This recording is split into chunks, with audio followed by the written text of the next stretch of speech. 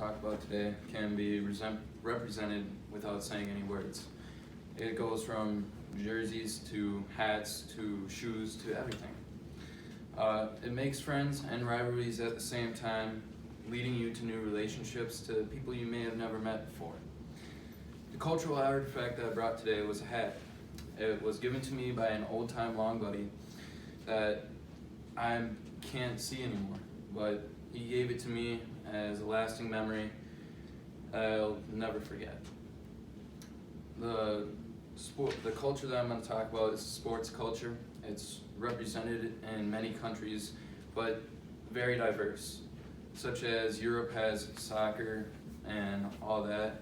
Meanwhile, here in America we have football and we have baseball and we have a wide range for everyone. The U.S. can be broken down into states, helping represent, that city or trying to show importance of why it means so much to that state, such as the Baltimore Ravens, the Milwaukee Bucks, and many other teams. I joined this culture when I was very young because my dad got me into it. I was involved from t-ball to football to everything. I remember putting on the pads the first time. I remember getting my first hit off the tee. It brought me many special moments. The special moment, though, for me playing came this past summer. We were playing baseball, and our regular season we were one game above more wins than losses. We were 7-6. We were ranked third in our section. We were supposed to probably not even accomplish what we did, but we ended up going and we had to play up in Bemidji, and they were always known for their bats. Everyone was talking about them in Alexandria. It was between them, not us. We weren't even recognized. But since it was my senior season, it meant so much more. We went and we edged out Bemidji in a 2-1 victory. We shut down their bats. We just played simple ball. Then the next game took us to Alexandria. That was even the worst and most hardest test yet. But not only did we pass the test, we crushed it.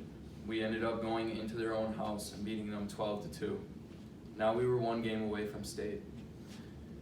We would end up seeing the Lumberjacks again as they rallied and kept beating everyone, and their bats were hot once again. But in the end, we prevailed and we were going to go to state.